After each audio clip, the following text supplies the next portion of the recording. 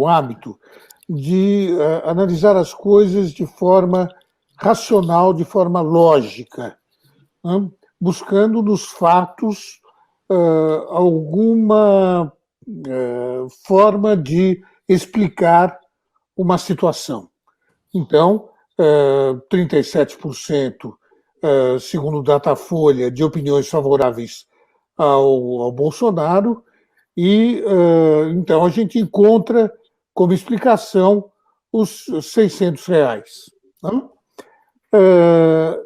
Eu percebo que com imensa frequência, não é pouca frequência, não, com imensa frequência a gente erra, não? Porque as pessoas funcionam de acordo com a emoção e não com a razão.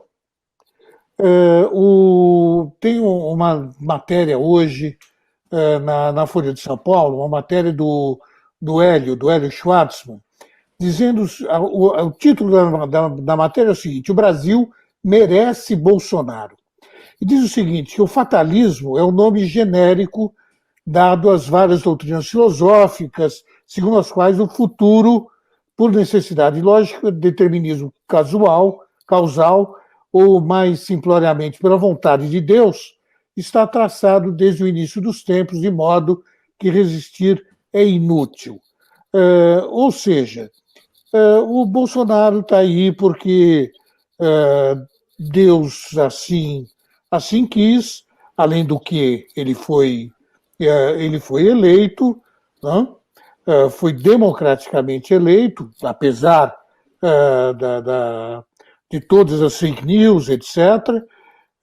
E finalmente, existem outros dados que são totalmente irracionais que explicariam, entre aspas, esses 37%, talvez mais até, porque são 37% de opiniões boas ou ótimas, só 34% de ruins ou péssimas, quer dizer, um pouco abaixo dos 37%, não?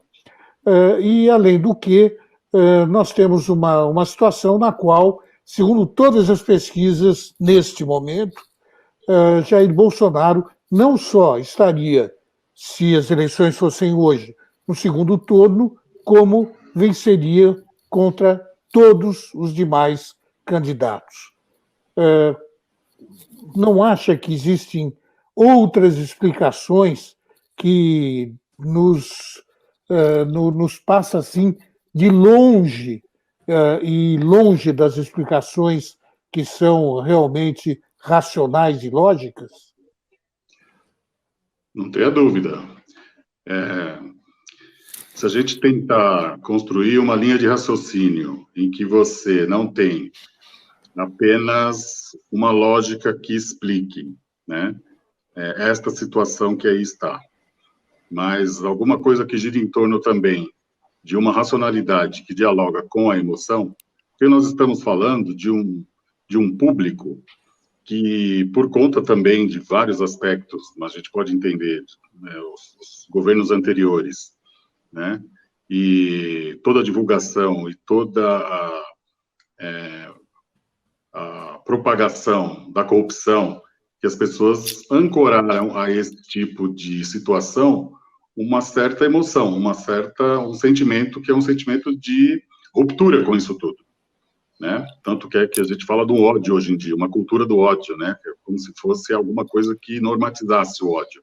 Então, as pessoas agem muito mais emocionalmente, elas passam a acreditar numa figura messiânica, como se essa figura ela fosse acabar com todos os males do Brasil, como se todos os males do Brasil fossem inventados nos últimos 16 anos, nós sabemos muito bem que não é por aí. Enfim, então, ancora-se aí uma coisa, um fenômeno que não é apenas do ponto de vista racional.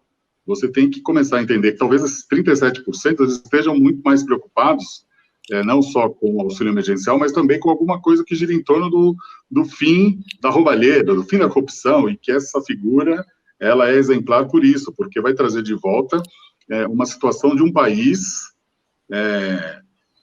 em tempos pretéritos em que isso não existia, né? tanto que eles saem às ruas pedindo a volta do AI-5 e a intervenção militar, enfim, tem uma situação que é olhar para um passado como se esse passado fosse um lugar de melhoria, como se aquele passado não houvesse, como nós tivemos as entrevistas anteriores, que eu acabei acompanhando, tortura e mortes, enfim, tudo isso que nós sabemos que existiu.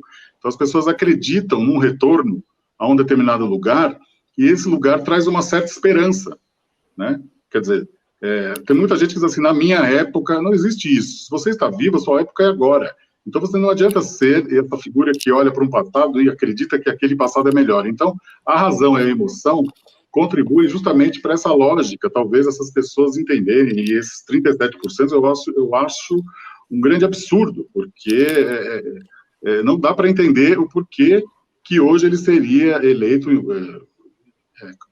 confrontando com qualquer outro candidato. Então, a gente tem que pensar um pouco essa pesquisa, que gira em torno de uma lógica que é uma estratégia econômica, mas, ao mesmo tempo, de uma crença, né, do brasileiro que inspira a todo momento esse salvador da pátria, essa figura que ela é para além daquilo que existe em mim. Então, eu crio uma representação, e essa representação nada mais é daquela figura pura, e essa figura pura vai salvar os brasileiros e o Brasil, então. Só que nós sabemos que não é bem por aí, existe uma crença. Então, essa crença é o que comove. Eu acho que esses 37% estão equivocados, para não falar que giram em torno de uma grande alienação.